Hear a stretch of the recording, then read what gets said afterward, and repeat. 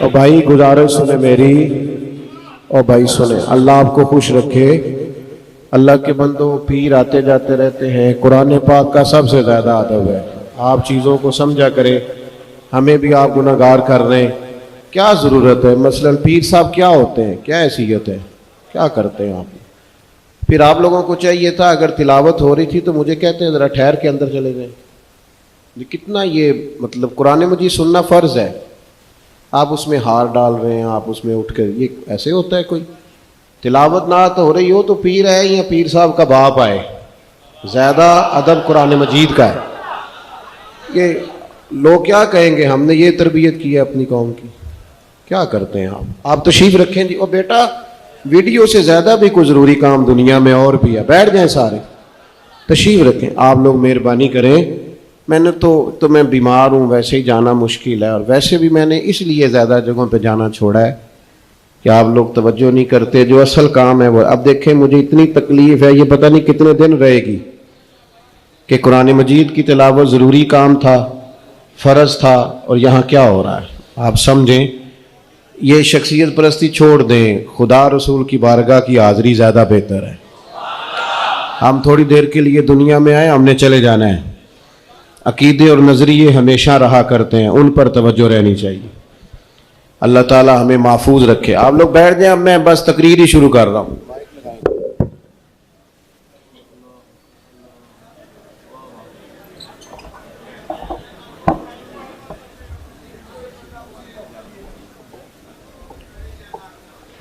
नहमदुहु व नुसल्ली व नुसल्लिमु अला रसूलिहिल करीम, अम्मा बाद, आऊज़ु बिल्लाहि मिनश शैतानिर रजीम, बिस्मिल्लाहिर रहमानिर रहीम, व इन्नका लअला खुलुकिन अज़ीम, सदक़ल्लाहुल अज़ीम व सदक़ रसूलुहुन नबियुल करीमुल अमीन।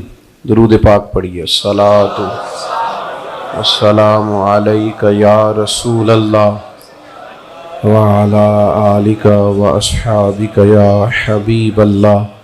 अस्सलातु वस्सलामु अलैका या नबी अल्लाह व अला आलिका व अस्हाबिका या नूर। हम्दो सलात के बाद इंतहाई खूबसूरत आपकी महफिल पाक और बड़ी तादाद में महबूब करीम अलैहिस्सलाम के ग़ुलामों का यहाँ जमा होना, अल्लाह ताला इस महफिल को हम सब के लिए बाइस खैर व बरकत फरमाए।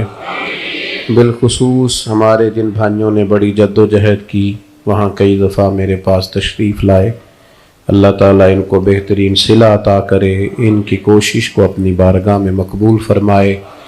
किसी को मैंने डांटा हो तो उससे माजरत खा हूँ, लेकिन ये है कि असूल उसूल ही होते हैं। आप एक चीज़ तय कर लें कि कुरान मजीद पढ़ा जा रहा है, अब कोई भी आए, आ जाएगा जो आएगा, उसमें क्या है। अल्लाह ताला आपको सलामत रखे, चीज़ों को समझें। देखें, इबलाग का, तबलीग का मकसूद क्या होता है? उसका मकसूद तरबियत है। हमें तरबियत लेनी चाहिए। फिर आप माशाल्लाह जितनी बड़ी तादाद में आप लोग आए हैं, मैं सबसे एक एक से मुलाकात नहीं कर सकता। आप बात को समझें, वो उसके लिए एक वक्त दरकार है, उसके लिए एक बंदोबस्त दरकार है। मुंतज़िमीन का भी यही कहना होता है और हालात का तकाजा भी यही होता है। फिर मेरे जैसे जो लोग होते हैं, उन्होंने तो एक जगह पे तो जाना नहीं होता, तो एक जगह पे होते हैं तो दूसरी जगह से फ़ोन आ भी रहे होते हैं कि आप कहाँ पहुँच गए। तो ये मसाइल होते हैं। आप दौड़ धूप करेंगे या भागेंगे तो उसमें दूसरों को तकलीफ़ होती है। मैं एक दफ़ा दाता साहब रहमतुल्लाह अलैह हाज़िर हो गया था, तो वहाँ बड़े सारे लोग उठ गए, शोर हुआ, कुछ लोग कुरान पाक पढ़ रहे थे। वो मेरे दिल से बोझ नहीं गया अभी तक कि यार मैंने लोगों की इबादत में दखल अंदाजी की। अल्लाह आपको सलामत रखे। करते आप प्यार से ही हैं, पर चलो प्यार भी अगर प्यार से कर लिया जाए तो ज़्यादा अच्छा है। प्यार भी अगर प्यार से कर लिया जाए। आप नाराज़ तो नहीं? आप लोग कुछ बंदे हैं जी, नहीं हाँ ना की थी पक्के, बल्कि घूर रहे हैं उल्टा जोर। आप हंसे हैं तो मुझे उसका भी अजर हुआ है। अल्लाह आपको बरकत दे। चंद एक बातें आपसे अर्ज़ करनी है बस। मैं सिर्फ इस बात पे थोड़ा सा अर्ज़ करता हूँ कि हमें उसूलों को समझ लेना चाहिए और उसकी रोशनी के अंदर ही हमें मामलात को देखना चाहिए। कभी मैं तो कहता हूँ हुजूर की नात भी हो रही हो तो पीर साहब आएंगे तो इंशाल्लाह बैठ ही जाएंगे कि क्या होता है पीर साहब को। यहाँ पीर साहब को इतना शौक था। खैजली जी आप तशरीफ रखें। अब कोई दोस्त मोबाइल लेके खड़ा ना हो जी, जो पीछे बैठे होते हैं उनको बेचारों को परेशानी होती है कि आगे क्यों कोई खड़ा हुआ। तो पीर साहब आए हैं तो इंशाल्लाह वो बैठ जाएंगे। अगर उन्होंने शौक सी तो फिर टाइम ना ला जाते यहाँ पे, तो ये ठीक नहीं है चीज़ें। अल्लाह ताला सलामती। और वैसे भी वो मेहमान खुसूसी होते हैं जो इंतज़ार करते हैं। तो हम तो आम लोग हैं, आपके बीच में से हैं। अल्लाह ताला आपको जज़ाए खैर अता फरमाए। अरे कब से बैठे हैं? ओ अल्लाह आपको सलामत रखे, अल्लाह आपको जज़ाए खैर अता फरमाए, अल्लाह ताला आपको बरकत अता फरमाए। ये आपकी मोहब्बत है, वरना मन आनम के मन दानम, मैं तो जो हूँ मुझे उसका पता ही है। अल्लाह आपको सलामती अता करे। मैं भी कल मेरा सारा दिन हॉस्पिटल में गुजरा है, मेरी तबीयत ठीक नहीं थी। इसलिए गया था कि दोस्त बड़े प्यार से आते हैं और दूर दूर से आते हैं, तो फिर उनको मायूसी होती है। यानी इस गल का मतलब है जे तुसी भी प्यार कर दो तो मैं भी बड़ा करना, ये माना है इस बात का। अल्लाह आपको जज़ाए खैर दे। दो चार बातें अर्ज करनी है। अजीज़ दोस्तों, हमारे यहाँ ना इखलाक का माना लोगों ने सिर्फ समझ लिया है हंस के बोलना ही अखलाक है, और सिर्फ मीठा बोलना ही अखलाक है। हालांकि मीठा तो बाज़-औक़ात लोग अपने मतलब के लिए भी बोलते हैं। इखलाक कहते हैं इंसान की आदात को, उसके बातनी और साफ को संवर जाने को इखलाक कहा जाता है। जब आपकी आदात संवर जाती है ना, यानी मीठा बोलना भी अखलाक है, लेकिन सच बोलना उससे बड़ा इखलाक है। जब इंसान की आदात जब हमारी आदात ठीक नहीं ना होती तो हमें खुद भी उसकी तकलीफ होती है। मैंने बहुत सारे लोगों को देखा है, लोगों का ख्याल होता है बड़ा गुस्से वाला बंदा है, लेकिन मैं उन बेचारों को जानता हूँ, गुस्सा उनको आता है पर वो खुद भी अपनी इस आदत से तंग होते हैं। कई दफ़ा कहते हैं जनाब मुझे बड़ा गुस्सा आता है, और फिर बुज़ुर्गों के सामने बात कर लेता हूँ तो परेशान होता हूँ, कोई वजीफ़ा बताएं मेरा गुस्सा ख़त्म हो। हमारी जब आदत ख़राब होती हैं या कहीं गड़बड़ होती हैं तो उसकी हमें खुद भी तकलीफ़ होती है। ये मत समझा करें कि इस आदमी की आदत बिगड़ी हुई है तो ये सुकून में है। बेसब्र आदमी, गुस्से वाला आदमी, हरीस आदमी, लालची आदमी, झूठ बोलने वाला आदमी, ये लोग खुद भी अपनी आदत से परेशान होते हैं। और फिर सबसे ज़्यादा तकलीफ़ उन लोगों को होती है जो इनके ज़्यादा करीब रहते हैं। मसलन झूठ बोलने वाले आदमी से सबसे ज़्यादा परेशान उसके माँ बाप होते हैं। अगर आप नाराज़ ना हो तो झूठ बोलने वाले आदमी से सबसे ज़्यादा परेशान उसकी अहलिया होती है। वो कहती है कि तू मुझे सच बताया कर, जिधर जाता है उसी का नाम लिया कर। सबसे ज़्यादा तकलीफ़ करीबी लोगों को होती है। मियाँ बीवी का रिश्ता पैसों से नहीं खड़ा होता, एतमाद से खड़ा होता है। इखलाकी रवैये जब हमारे जैसे जैसे बिगड़ते हैं, जैसे जैसे ख़राब होते हैं, वैसे वैसे हम भी तकलीफ़ में आते हैं और हमारे करीबी लोग भी तकलीफ़ में आते हैं। करना क्या है हमें अपने अखलाक को इसलिए संवारना है कि हमें अल्लाह ताला ने खुल्क़े अज़ीम वाले रसूल का ग़ुलाम बनाया सल्लल्लाहु ताला अलैहि वसल्लम। अल्लाह करीम ने फरमाया व इन्नका लअला खुलुकिन अज़ीम, ए महबूब बेशक आप अज़ीम अखलाक पर है। आला तरीन अखलाक अल्लाह ताला ने नबी पाक अलैहिस्सलाम को दिए। ऐसा नहीं है कि जो बात आला थी वो हुजूर ने की, बल्कि महबूब ने वो बात की है कि उससे आला बात मजीद हो सकती ही नहीं। ये नहीं कि सिर्फ अच्छी बात की, हुजूर ने इतनी अच्छी बात की है कि उससे मजीद अच्छी बात हो सकती। बात की समझ आ रही है आप हजरात? हमें अपने अखलाक के संवारने पर ख़ास तवज्जो देनी है। कहां से शुरू होता है, वो आप कहीं से भी स्टार्ट कर लें। सबसे पहला और सबसे बुनियादी काम यह है कि सोचें कभी बुरी ना रखें। इंसान दुनिया में जितने भी अमाल करता है सोच की बुनियाद पर करता है। इसलिए बुखारी की पहली हदीस है कि अमाल का दारोमदार नीयतों पर।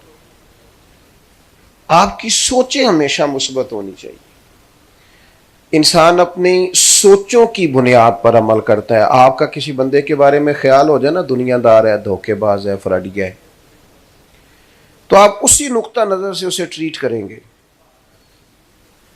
आपकी मुलाकात के वक्त उस बंदे के बारे में वही रवैया आपका होगा। लेकिन अगर आपका ख्याल हो ना, यार इंसान है, गलती हो ही जाती है, इसे बेहतर करना है, अच्छी सोच से आप मिलेंगे तो आपको उस बंदे से मिलकर तसल्ली हासिल होगी। इस बात को आपने समझना है। अच्छी सोचें। हमारे यहां ये होता है, बदगुमानियां बड़ी हैं। किसी भी शोबे को आप खोल लें, लोगों से पूछ लें पुलिस वाले किस तरह के होते हैं, चलें वापडा वालों के बारे में क्या ख्याल है, रेलवे वाले कैसे होते हैं, पीआईए के मुलाजिमीन कैसे होते हैं, डॉक्टर कैसे होते हैं, चलें मौलवियों पीरों के बारे में क्या ख्याल है। देखें आप सबसे ज्यादा हमारी बारी ऐसे हैं। यानी किसी भी एक शोबे के बारे में हमारा रवैया मुस्बत नहीं। क्यों? इसलिए कि मिजाज बना दिया गया है। पूरे वतन में इस तरह का माहौल बनाया गया है कि सब एक दूसरे से दूर है, हर तबका एक दूसरे से दूर है। अभी बच्ची बेचारी 7-8 साल की होती है तो उसकी अम्मा उसे कह रही होती है कि जो तू जाएंगी ना सास को तलाक बता जाएगा। तो उस बेचारी को तो 8 साल की उम्र में आपने बताया है कि सास किसी खौफनाक चीज का नाम है। फिर आप क्या तवक्को करते हैं कि वो मोहब्बत करेगी जाके? इखलाकी रवैयों में हुस्ने जन, अच्छा गुमान। इधर देखो मेरे दोस्तों, मुस्लिम में हदीस है, नबी पाक अलैहिस्सलाम ने फरमाया हुस्ने जन रखना, यानी अच्छा सोचना भी अच्छी इबादत है। आप सिर्फ अच्छा सोचें। आप किसी भी नफ्सियात के आदमी से मुलाकात करेंगे जो माहिर होगा इस शोबे का हो, तो आप उसे कहेंगे मैं बेचैन रहता हूं, परेशान रहता हूं, तो सबसे पहली बात आपको यह कहेगा अच्छा सोचा करें, मुस्बत रहा करें, मनफी जिंदगी ना गुजारें वरना तकलीफ में आ जाएंगे। अपने गुमान हमेशा अच्छे रखें। आप किसी चीज की अच्छी ताबीर करें। एक बंदा आपसे मिला है, उसके चेहरे पे शिकन है, तो आप उसे मुतकब्बिर भी कह सकते हैं, कह सकते हो यार बड़ा तकब्बुर है। लेकिन अगर आप अल्लाह के बंदों को गुंजाइश देना तो ये सोचें यार आज फलाना मिला था, कुछ परेशान परेशान सा लगता था, उसके लिए दुआ करना, खैर हो सही। एक रवैया वो है कि बड़ा तकब्बुर है, एक रवैया ये है कि यार थोड़ा थोड़ा ना बंदा परेशान था, अल्लाह जाने क्या था। अब उस रवैये के अंदर नफरत है और इस रवैये के अंदर मोहब्बत है। हम जब इखलाकी तौर पर संवरना चाहते हैं ना, नबी पाक अलैहिस्सलाम ने 10 दिन क़याम किया है ताइफ में। अरब के लोग वैसे रवायती तौर पर भी मेहमान नवाज थे, लेकिन उनकी जो रवायती मेहमान नवाजी होती थी वो भी उन्होंने हुजूर के साथ नहीं की। जो रिवाज था उनका वो भी नहीं की। हुजूर ने तबलीग की, उन्होंने जवाब में रोड़े मारे। तो जब सहाबी ने अर्ज की या रसूलल्लाह दुआ करे ना ये तबाह हो जाए। हम सारे कहते हैं ना नबी पाक ने दुश्मनों के लिए दुआ की, कहते हैं पता है हमें। चले एक अकीदे का दुश्मन है उसकी बात नहीं करता, जो हमारा जाती दुश्मन है सिर्फ जात का। एक दफा ये हुजूर का तरीका जिंदा करो ना, जिंदगी में एक दफा दुश्मन के लिए दुआ करके देखो ना, भला है तो सही ना हमारे महबूब का तरीका? बोलिए है ना? मैं रोज करने को नहीं कहता, मैं कहता हूं एक दफा जिंदगी में करो, पता लगे। लेकिन हम ये इखलाकी जुर्रत रखते? करें दुआ बेगानों के लिए, इससे दिल में दर्द पैदा होगा, सुकून पैदा होगा, इत्मीनान पैदा होगा। अच्छा गुमान, या रसूलल्लाह सल्लल्लाहु ताला अलैहि वसल्लम इन लोगों के लिए दुआ करें ये तबाह हो जाएं। 10 दिन क़याम किया है इन्होंने, रोड़े मारे हैं जवाब में। तो नबी करीम ने दुआ शुरू की। जिस तरह किसी छोटे बच्चे के बारे में उसका बाप नहीं कहता अभी से पता ही नहीं, अभी ना समझ है, हुजूर फरमाने लगे ऐ अल्लाह इन्हें हिदायत दे दे, इन्हें पता ही नहीं ये क्या कर रहे हैं। ये गुमान की बुलंदी देखें आप, सोच की वुसअत देखें। फरमाया इन्हें पता नहीं है, ये इन्हें मेरे मालिक हिदायत दे दे। मेरे अजीज, हम तो अपने बच्चों के बारे में बदगुमानी करते हैं। मुझसे नाराज नहीं होना आपने, बच्चे से गलती हो गई है ना, तो आप भी तो कह रहे हैं ना बच्चा है। जब आप समझाने लगे थे तब आप कह रहे थे मेरे वास्ते पुत्र तू सारी उम्र बच्चा ही रहना है, लेकिन गलती हो गई तो आपने जनाब शुरू कर दिया साढ़े बाल नहीं ठीक हो सकते, ਤੁਹਾਡਾ कुछ नहीं बन सकता, तुसी कदी नहीं अगे जा। ये कौन कह रहा है? वो बच्चे से गलती हो गई है ना, वो इंसान है, भूल गया बेचारा। तो करने का काम यह है कि आप उस शख्स के साथ रवैये की नरमी दिखाएं, आप खूबसूरती दिखाएं, लेकिन आप वो दिखा ही नहीं रहे। नबी पाक अलैहिस्सलाम ने हमेशा अच्छे गुमान रखे, अच्छे गुमान। और जब हिदायत की दुआ की तो वो सहाबी अर्ज करने लगे या रसूलल्लाह एक बंदे ने भी बात नहीं मानी और आप इनकी हिदायत की दुआ कर रहे हैं। तो देखो हुजूर की सोच की वुसअत। करीम फरमाने लगे ये नहीं ना मानते तो फिर भी मैं इनकी हलाकत की दुआ नहीं करूंगा, इसलिए कि ये नहीं भी मानते तो मुझे उम्मीद है इनकी आने वाली नस्लें मान जाएंगी।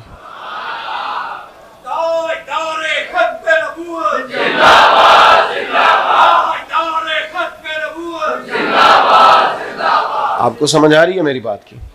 अच्छा गुमान रखें, अच्छा गुमान। जब आपकी सोचें अच्छी होंगी ना, उम्दा होंगी, उसमें बेहतरी आएगी, उस रवैये में। ये मैं थोड़े दिन से ना, ये जब से फलस्तीन का मसला शुरू हुआ है, मैं बाज लोगों को फूल नहीं फेंकने देता, हार वार नहीं डालने देता। मुझे ना कुछ कल्बी तौर पर बाज चीजों की कसक महसूस होती है। मैं कहता हूं हम कहां उलझे हुए हैं और हमारे भाई क्या कर रहे हैं। चले बूदोबाश ही सादा कर लें यार, थोड़ी सी कुछ चीजों से वापसी आए, कुछ तो थोड़ा सा हम अपने अंदर एहसास लाएं बात चीजों। लेकिन कोई ऐसी चीज वो जो हुजूर ने फरमाया था मोमिन जिस्म की तरह है, एक हिस्से को तकलीफ होती है तो बाकी सारा भी। लेकिन वो तकलीफ हम तो कभी खबरों में महसूस करते हैं, आ जाए तो आ जाए, फिर सुन ली तो फिर अपने काम। वही हमारे मिजाज। अच्छे गुमान, अच्छी सोचें, नजरियाती तौर पर अपने आप को ताकतवर करें। अगर आप गुमान अच्छा नहीं करेंगे, अच्छा गुमान हमारा होता है ऐसे ही, पर वो ज्यादा ही कोई अपना हो ना जिससे प्यार हो। फिर यानी बेटी से गलती हो गई है, उसके ससुराल से शिकायत आई है, किसी तो कोई काम भी नहीं करना आता, चाय तक ठीक नहीं बनाती, तो अब उसके बारे में अच्छा गुमान दे रहे हैं। अब्बा जी भी और अम्मा जी भी कह रहे हैं छोटी बच्ची है, इंशाल्लाह सीखते सीखते। तो मेहरबानी करो ना, ये फतवा बहू के हक में भी दे दो। ये वाला गुमान बहू के हक में, उसे तो कहते हो तेरी अम्मा सिखा के निकल आया। ये जो आप फरमान जारी कर रहे हैं अपनी बेटी के हक में कि बेटी है सीखते सीखते, तो ये वाला फरमान बहू के हक में भी जारी करें। जब आपका दामाद, आपका बेटा लड़ाई करता है बहू के साथ, तो आप बहू को कहते हैं पुत्र आप थोड़ी एहतियात किया करें, तेरा खामंद है। तो ये वाले दो जुमले बेटी से भी बोलो, दामाद के हक में भी थोड़ी सी गवाही दो ताकि मामलात। लेकिन हमारा गुमान अगर कहीं है, पहले तो अच्छा है नहीं, और अगर है तो फिर सिर्फ अपने करीबी। दूसरा इखलाक जो हमने सीखना है, जिसकी हमें बड़ी जरूरत है, किसी बंदे से भी इख्तलाफ करे ना, इख्तलाफ फरू में हो जाना, राय में हो जाना, ये बुरी बात नहीं। इमाम अहमद बिन हंबल का इमाम शाफी से, उनका इमाम मालिक से, उनका इमाम आजम से, बुजुर्गों का रहा फरू में, अकीदे सबके ठीक थे। किसी जगह राय का इख्तलाफ हो जाना कोई बुरी चीज नहीं, लेकिन उसे जिद बना लेना। सुबह घर में क्या पकाना है इस पर इत्तेफाक हो जाता है, तो का जिद पाल लें बच्चों से। बच्चा कह रहा है कि नहीं मैंने नहीं खानी आलू गोभी जो आप पका रहे हैं, तो आप जिद करेंगे उसके साथ, रट्टा करेंगे। बल्कि उसकी अम्मा तो चुपके से उसे पैसे देती है, पुत्र चुप कर लड़ाई ना पा, तू बाहरों कुछ खा ले। हम इख्तलाफ करते हैं पर उसे जिद बना लेते हैं। इख्तलाफ जरूर करें, इख्तलाफ सिर्फ कब्रिस्तान में नहीं होता इसलिए कि वहां जिंदा कोई नहीं होता, बाकी जिंदा लोगों में राय का इख्तलाफ, लेकिन उसे हमारे यहाँ ना आजकल मशवरे का रिवाज खत्म हो गया, सारे हुक्म ही देते हैं। किसी बंदे को आपने बुलाया, कहा यार ये मशवरा देना, उसने मशवरा दिया, लेकिन आपने उसकी राय पे अमल नहीं किया, आपने कोई और राय पसंद की, अब वो नाराज हो जाता है। अपना है, प्यार है, लेकिन वो कहता है जे मेरी मननी नहीं सी तो फिर मैनू, ओ भाई आपसे मशवरा मांगा था, आपने हुक्म दे दिया है, सिर्फ इतनी सी बात है, राय ली थी, आपको गलत फहमी हो गई कि आपसे हुक्म मांगा है। इख्तलाफ दलील की हद तक, दलील मिल गई फिर इख्तलाफ खत्म, ज़हन साफ हो गया, फिर दलील आ गई, फिर मामला। हजरत फारूक आजम रदी अल्लाह तआला अन्हु मस्जिद शरीफ में जुमे के खुतबे के लिए आए। आपने गुफ्तगू शुरू की थी कि सैयदना अबू अय्यूब अंसारी रदी अल्लाह तआला अन्हु उठ के खड़े हुए और पूरे दबदबे से, पूरी वज़ादारी से, तुम पता नहीं किस जमहूरियत की बात करते हो, जमहूरियत तो इसको कहते हैं, हक के राह दही तो इसको कहते हैं। हजरत अबू अय्यूब अंसारी उठ के खड़े हुए, कहने लगे उमर ना हम आपकी कोई बात सुनेंगे और ना आपकी फर्मा बरदारी करेंगे। आपने फरमाया क्यों भाई? ये हौसला था उन लोगों में, तनकीद सुन लेते थे। क्या हुआ? उन्होंने कहा कि जनाब माले गनीमत में चादरें तकसीम हुई, जब सबको एक एक मिली थी तो फिर आपने उसी चादर का कुर्ता और उसी का तहमत कैसे बना लिया? तो सैयदना उमर खामोश हैं, उस पर लड़ाई नहीं, आप पर एतराज हुआ है, आप उसका जवाब दें। सैयदना फारूक आजम फरमाने लगे मेरा बेटा जवाब देगा। हजरत अब्दुल्ला इब्ने उमर खड़े हुए, कहने लगे माले गनीमत में सबको एक एक चादर मिली थी तो मुझे भी तो मिली थी ना, मैंने अपने वाली अपने अब्बा जी को दी, कुर्ता भी बन गया, तामत भी बन गई। अब उन्होंने जो इतराज किया था उसका जवाब उन्हें बोलिए, इतराज का जवाब बोलिए। तो उन्होंने ये नहीं आखिया जी परसों गल हुई सी वो दसो क्यों हुई सी, ये नहीं कहा उन्होंने। हम तो वो जो हमारे ससुराल वालों से गलती हो गई थी ना, वो जब हमारी शादी हुई थी मंगनी वाले दिन जो उनसे गलती हो गई थी, वो जब हमारे अपने बच्चे के भी बच्चे हो जाते हैं तब भी नहीं भूलते, लड़ाई शुरू करते हैं उसी जगह से। खुदा के बंदे बात खत्म हो गई, अब दिल बड़ा कर, इख्तलाफ दलील तक, दलील मिल गई, इख्तलाफ खत्म, किसी ने वजाहत दे दी, मामला खत्म। हजरत अब्दुल्ला इब्ने उमर ने जब कहा कि जनाब मैंने अपने अब्बा जी को चादर दे दी थी, अब कोई और नहीं बोला, वही सैयदना अबू अय्यूब अंसारी खड़े हुए और कहने लगे उमर आप पर मेरे माँ बाप कुर्बान हो, अब आप बात करें हम बात भी सुनेंगे, आप हुक्म दें हम फर्मा बरदारी भी करेंगे। मेरे भाई आप इख्तलाफ करें लेकिन उसको दलील तक रखें, दलील मिल गई तो इख्तलाफ खत्म। एक तो गुमान अच्छा रखें और फिर किसी जगह को मसला हो गया तो फिर आप कोशिश फरमाएं कि उसको दलील तक रखा जाए, जिद। तीसरी बात, अपनी जिंदगी में किसी भी किस्म के तकब्बुर से बचें, कोई भी हो, वो इल्म का हो, वो अमल का हो, वो नेकी का हो, वो ओहदे का हो, किसी चीज का भी हो। तकब्बुर कई अक़साम का होता है। अगर आप नमाजी हैं तो आपके दिल में बार बार वो लोग बुरे आपको लगते हैं जो नमाज नहीं पढ़ते और आप शिद्दत करते हैं, तो फिर आपको भी जरा समझने की जरूरत है। हजरत सिद्दी सख्ती रहमतुल्लाह अलैह के साथ हजरत जुनैद बगदादी मस्जिद में आए तो कुछ लोगों को सोए देखा तो फरमाने लगे देखो कितने नादान है, मस्जिद में आके तहज्जुद के टाइम सो रहे हैं, उठ के अल्लाह अल्लाह करनी चाहिए थी। तो हजरत सिद्दी सख्ती कहने लगे बेटे इससे तो बेहतर था तू तहज्जुद ना ही पढ़ता, नफल नमाज है, जब अल्लाह रसूल ने फर्ज नहीं की तू लोगों पर क्यों तनकीद कर रहा है। तो हमारे यहाँ बाज लोग पाबंद करते हैं ना, कहते बाकी तो इमाम च सारियां गल्लां ठीक ने, असर दियां पहलियां 4 सुनता नहीं पढ़ता। तो मैंने कहा जब अल्लाह ने फर्ज नहीं की तो आप इतनी शिद्दत क्यों करते हैं भाई? जो चीज रब रसूल ने जरूरी करार नहीं दी आप क्यों इतनी शिद्दत करते हैं? कहते 20 मिनट पहले आके मुसल्ले पे बैठना चाहिए, तो आप 30 मिनट पहले आ जाएं, कोई एतराज नहीं, पर दूसरे को आप इस बात का नफली काम का पाबंद कर सकते। मेरी बात की समझ आ रही है आपको? तो हम क्या करते हैं, हम किसी ना किसी मकाम पर किसी ना किसी जगह खुद पसंदी का शिकार हो जाते हैं। यहां तक के सूफिया ने लिखा है बाज गुरबा में तकब्बुर आ जाता है। गरीब आदमी है, वो माली वुसअत नहीं, लेकिन वो भी बाज लोगों को गुनाहगार समझने लग जाता है। बाज अमीरों के बारे में उसका ख्याल होता है शायद इन्होंने धोखा करके पैसे कमाए। फरमाते हैं ये किसी जगह भी जड़ पकड़ लेता है, इल्म के साथ तकब्बुर आता है। इमाम गजाली कहते हैं कि बाज लोग ऐसे होते हैं कि अभी पढ़ाई शुरू करते हैं तो उन्हें बड़े लोगों की चीजें गलत नजर आनी शुरू हो जाती है। बड़े लोगों, ऐसा नहीं है भाई, आप जमीन पे रहें, आप लोगों से प्यार करें, आप अल्लाह के बंदे बन के जिंदगी गुजारें। सबसे बड़ा टाइटल बंदा मोमिन के लिए यह है कि व इबादुर रहमान। और इबादुर रहमान कौन होते हैं? व इबादुर रहमान अल्लज़ीना यमशूना अलल अर्दि हौना। रहमान के बंदे वो हैं जो जमीन पर आजजी के साथ चलते हैं, जिनके मिजाज में आजजी होती, इनके सारी। आजकल जिस बंदे के पास ड्राइवर रखने के पैसे होते हैं ना, वो बेचारा बड़ा परेशान हो जाता है। उसका ख्याल होता है चूंकि ड्राइवर मैंने रखा है तो अब ना मेरी गाड़ी का दरवाजा भी ड्राइवर को ही खोलना चाहिए।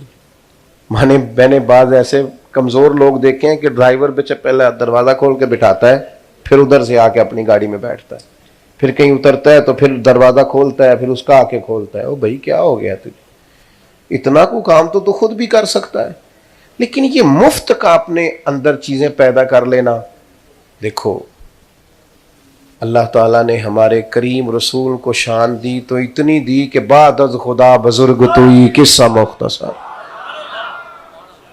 इतनी बड़ी अजमत अता की अल्लाह ताला ने।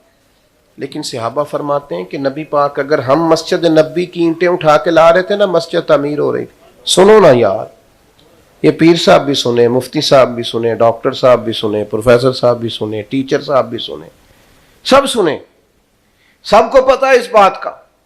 सहाबा फरमाते मस्जिद तामीर हो रही थी तो हम ईंटें उठा के ला रहे थे, तो मदीने वाले महबूब भी ईंटें उठा के ला रहे। लगे जो मजदूर शाह ऐसा, न धन न दौलत सरबराह ऐसा, अरश नशी का जमीन पे घर है मेरा पैगंबर अजीम तर। असीर दुश्मन की चाह में भी, मुखालिफों की निगाह में भी, असीर दुश्मन की चाह में भी और मुखालिफों की निगाह में भी, मुखालिफों की निगाह में भी अमी है, सादिक है, मोतबर है मेरा पैगंबर अजीम तर है। ताजदारे खत्म नबूवत जिंदाबाद, ताजदारे खत्म नबूवत जिंदाबाद, मनसब्बा नबियन। मेरे अजीज नबी पाक अलैहिस्सलाम एक मकाम पे सहाबा फरमाते हैं जमा हुए तो खाना पकाना था, तो एक सहाबी ने कहा मैं गोश्त तैयार करता हूँ, एक ने कहा मैं चूल्हा जलाता हूँ, एक ने कहा मैं बर्तन समेटता हूँ। तो हुजूर फरमाने लगे मैं लकड़ियां इकट्ठी करके लाता हूँ, मैं लकड़ियां इकट्ठी करके लाता हूँ, आग भी तो जलानी है ना। ऐसा कर ना ले वैसे सारे मिलके। वो एक बुजुर्ग एक दफा मुझे कहने लगे ए मुंडे मैनू सलाम नहीं कर दे। मैंने कहा ये तो इतराज ही नहीं, इतराज तो ये बन सकता है कि ये मेरी सलाम का जवाब नहीं देते। अगर ये सलाम नहीं करते तो आप बिस्मिल्लाह करें, आप कर लिया करें। अगर ये जवाब न दें तो फिर उसमें इतराज। लेकिन ये क्या बात हुई कि सारे मुझे ही सलाम करें क्योंकि मैं पीर साहब हूं, मैं लामा साहब हूं, मैं बुजुर्ग साहब हूं। ये क्यों आपने फर्ज कर लिया बिला वजह? आप नॉर्मल जिंदगी गुजारे रूटीन में, उसमें बेहतरी रहेगी, आसान रहता है बंदा। ये जो लोग प्रोटोकॉल के आदी हो जाते हैं ना, ये प्रोटोकॉल देने वाले परेशान नहीं होते, लेने वाले ज्यादा परेशान होते। आपको क्या बताएं, बंदे की कोई पर्सनल लाइफ ही नहीं रहती, तो कोई काम ही नहीं बेचारा कर सकता, इधर उधर भी नहीं जा सकता कुछ लेने देने, एक कैदियों जैसी जिंदगी गुजारता है। अल्लाह ताला अपना फजल फरमाए और रहमत करे सब पर। तो अपने मिजाज में आजिज़ी इनके सारी। एक शाम से एक शख्स हुजूर से मिलने आए, गरीब आदमी ना बेचारा डरता बड़ा है, क्योंकि बंदे के पास गाड़ी ना हो तो फिर गाड़ी में बैठने का तरीका भी नहीं होता। जिदे घर दाने ओदे कमले भी सियाने। तो बेचारा डर रहा था, सहम रहा था। मस्जिद नबी में आया तो नबी करीम ने फरमाया डरते क्यों हो? आपकी तवज्जो है मेरी बात पर? बस मैं समेटने लगा हूं बड़ी जल्दी बात। डरते क्यों हो, सहमे हुए क्यों हो? तो कहने लगा यार रसूलल्लाह, मैं मदीने की हुकूमत के सरबराह के पास आया हूं, डर लगता है कोई ऐसी बात ना हो जाए। देखो बात कहां की थी, हुजूर कहां पहुंच गए। करीम की आंखों में आंसू छलके और हुजूर फरमाने लगे तो किसी बादशाह के पास नहीं आया। ये देखो हुजूर को कहां कहां अपनी अम्मा की याद आई। हुजूर अपनी वालदा को याद करने लगे। करीम फरमाने लगे तू तो उस बेटे के पास आया है जिसकी माँ गोश्त के खुश्क टुकड़े खा के भी गुजारा कर लेती थी, खुश्क टुकड़े खा के भी गुजारा कर लेती थी। मेरे भाई याद रखना अपनी देखो ना, वो किसी ने कहा था अब तो गांव से आकर पढ़ने वाले भूल ही गए किसकी माँ ने कितना जेवर बेचा था। अब तो भूल गए लोग, अब याद ही नहीं रखते कि वो क्या थे। तो कभी भी तकब्बुर का शिकार ना हो। हमारे यहाँ बाज पढ़े लिखे नौजवानों में ये गलत फहमी होती है। एक दफा मैं सफर कर रहा था, फ्लाइट में थे हम लोग, उम्रे की फ्लाइट थी। तो एक बुजुर्ग बेचारे आए, सारे लोग नहीं ट्रैवल करते ज्यादा, कुछ उम्रे वाले बेचारे कमेटियां डाल के भी जाते हैं, मोहब्बत वाले लोग होते हैं, बड़ी मुश्किल से पैसा पैसा करके जमा करते हैं। बड़ी उम्मीद है सरकार कदमों में बुलाए और करम की जब नजर होगी, करम की जब नजर होगी मदीने हम भी जाएंगे। और ये देखो शाह का अंदाज है ना बात करने का, कहते हैं नहीं ना हमारी कोई सुनता तो ना सुने, बड़ी उम्मीद है सरकार कदमों में बुलाएंगे, करम की जब नजर होगी मदीने। और अगर जाना मदीने में हुआ हम गम के मारों का तो मकीने गुंबदे खजरा को हाले दिल सुनाएंगे। हुजूर की बारगाह में अर्ज करेंगे नहीं कोई सुनता तो ना सुनाएंगे ना, हाले दिल और रोजे दे दुआले ने गुलामा दियां टोलियां।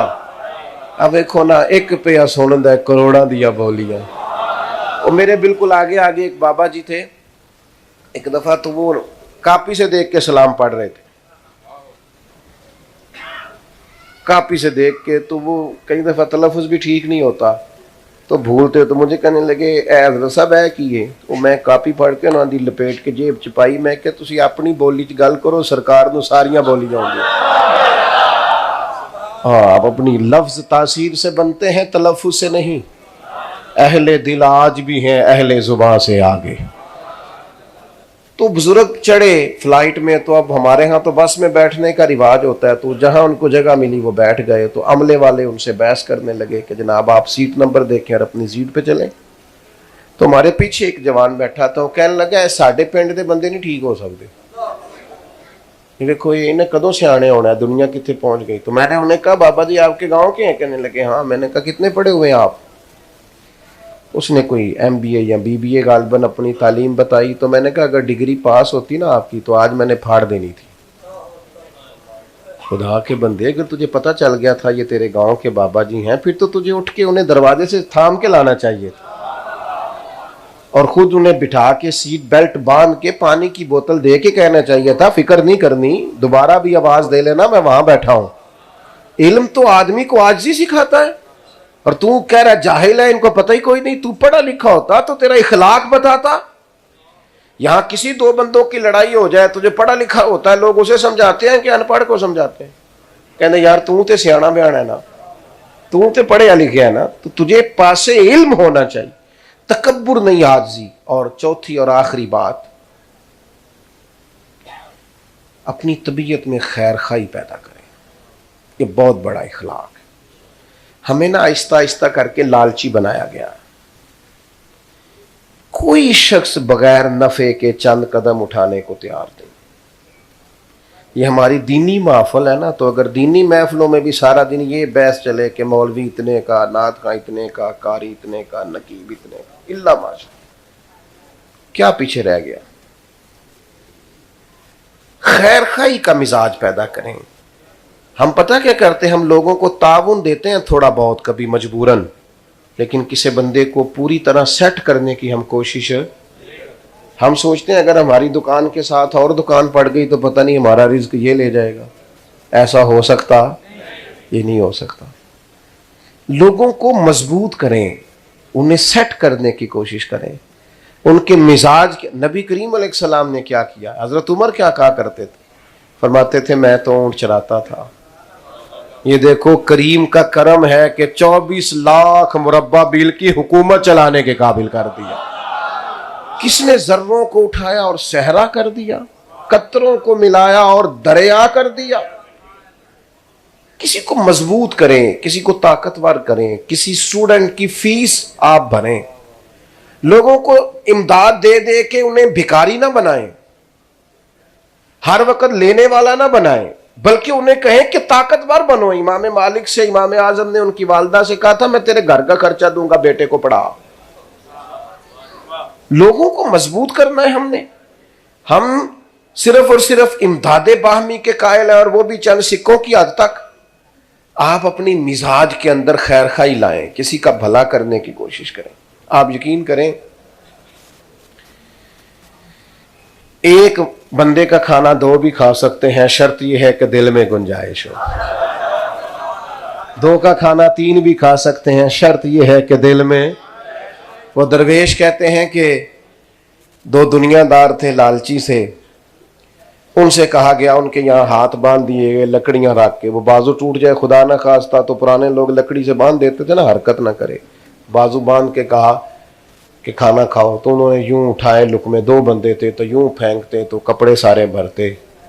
तो दो दरवेश थे अल्लाह वाले, उनके भी बाजू बांध दिए। फरमाया तुम भी दोनों खाना खाओ। उन्होंने कहा मुश्किल ही नहीं, एक दूसरे के मुंह में लुकमे डालने शुरू कर दिए। ने कहा कोई मुश्किल काम नहीं। क्यों? इसलिए कि जब आप किसी का भला करेंगे तो उससे कभी भी नुकसान नहीं होगा। खैर खाई का मिजाज।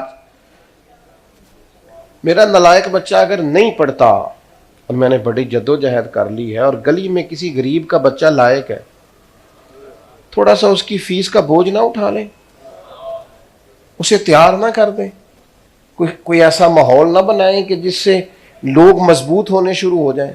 एक बंदा मजबूत हो तो उसका पूरा खानदान मजबूत हो जाता है। लेकिन हमारी तबीयतों में खैर खाई नहीं है, हम खैर खाई नहीं करते, भला नहीं करते, लालची बनाया गया हमें। मैं बात समेट रहा हूं, मुझे आप दोस्तों की तकलीफ का एहसास है। अल्लाह ताला कभी फिर मौका बनाए तो किसी खुली जगह पे बंदोबस्त करेंगे इंशाअल्लाह ताला। बस बात खत्म हो रही। जाहिर है जो ज्यादा तकलीफ में खड़ा है उसे अल्लाह अजर भी ज्यादा अता करेगा, ये तो करम की बात है ना। मैं बस बात समेट रहा हूं, आप तवज्जो फरमाइएगा। भला करना है हमने किसी का, किसी की खैर खाई करनी है। किसी भी शख्स के मामले में जो कुछ हम उसके लिए कर सकते हैं, हमें उससे पीछे। अल्लाह के प्यारे रसूल सल्लल्लाहु ताला अलैहि वसल्लम से हजरत तमीम दारी ने पूछा था दीन क्या है, तो हुजूर ने फरमाया दीनुन नसीहा, दीन सारा ही खैर खाई का नाम, भला करें। और सबसे ज्यादा भला क्या है? लोगों को अच्छा मशवरा दें। कोई शख्स आके आपसे आपके सामने अपने वालिद की शिकायत करें, अहलिया की शिकायत करें, तो उसे उनके हक में कायल करें। जलती पर तेल डालने की कोशिश है।